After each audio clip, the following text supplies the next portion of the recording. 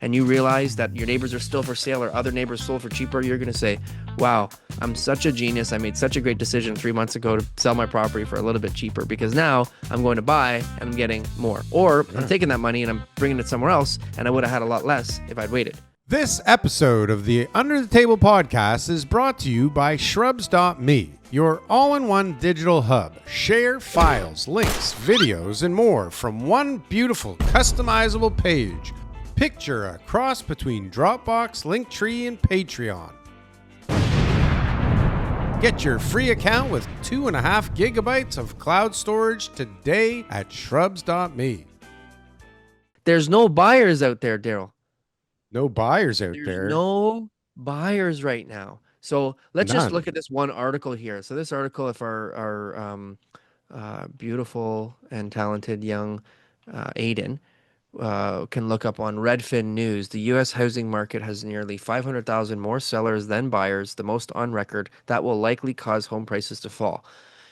Like, so basically, they're basically saying it's a really strong buyer's market, right? And so now there are they quote sellers, so how many active listings? They quote buyers by saying, okay, how many sales based on the average timeline that a buyer would go and look at a property? How many buyers are there right now? And the difference, the gap, is the biggest gap they've seen in a long time, which means it's a super strong buyer's market. And I'm not saying that it's exactly the way it is in Canada, obviously percentage wise, but I can tell you that that trend is still here right now. And then I got places that are just getting no showings. And I got places that I'm like, it's priced so well compared to everything else, but there's just no buyers coming to look at it. Like there's just nobody out there. It's like, hello, anybody there? And the buyers are saying, What are no. they saying? They're What are the saying, no, Well, we're not. do you have any buyers you're working with right now?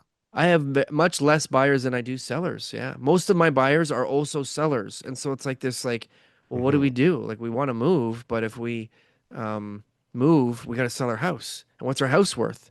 Well, Yeah. whatever a buyer's willing to pay. Well, what's that number? We got to put it on the market first. So I got to sell first. That's what I you got to do in a down market. You got to sell first. I have a friend. Yeah, you have to, like, You because have to you're sell. crazy if you Know don't. how much money you got, and then you buy afterwards for cheaper Yeah. because the market's going down. Yeah, but what am I supposed to do? Where am I going to live in between? What am I going to? I don't want I'll to give live you a with my place to mother. stay if you need to, but the bottom line is we're gonna, mitigate all the risks that you possibly can have, That's right? the ideal, but then people get wrapped up in that whole thing. I have a friend. I built them a house years ago. I don't even know how many years ago, and it's worth a lot. But it's in it's in a good spot, but it like backs onto apartment buildings. It's not like the best thing in the world, and they're asking a lot of money. But they bought something else. They moved already. They bought something already. Yeah, so it's like Mm. either they are like doing way better than I thought, and they can just carry both houses, or I mean, can you imagine having a bridge loan right now and you bought something else, assuming you're gonna get this, and you're off by And you're like not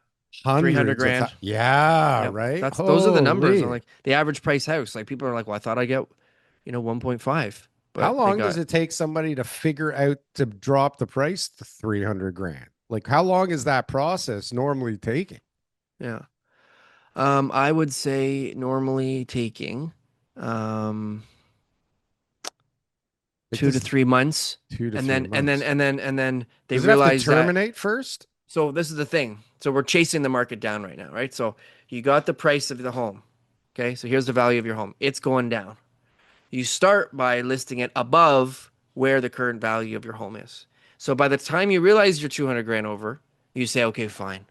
I'll drop it $200,000 Yeah, now 60 you're days later. 300 over. But you're still 100 grand, Yeah. right? Now you're 300 grand. Now you're still 100 grand too high. Yeah. And so if you adjust the secret right now in order to be able to sell first is make sure that you're the next one to sell in your neighborhood and make sure that everybody else is priced above you or the value is not there because you got more rentals, whatever it is.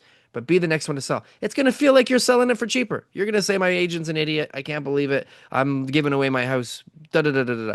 And then 3 months later, when we're closing and that buyer's appraisal is coming in short and they're juggling all these things in order to be able to make this work, and you realize that your neighbors are still for sale or other neighbors sold for cheaper, you're going to say, wow, I'm such a genius. I made such a great decision 3 months ago to sell my property for a little bit cheaper because now I'm going to buy and I'm getting more. Or I'm Yeah. taking that money and I'm bringing it somewhere else and I would have had a lot less if I'd waited.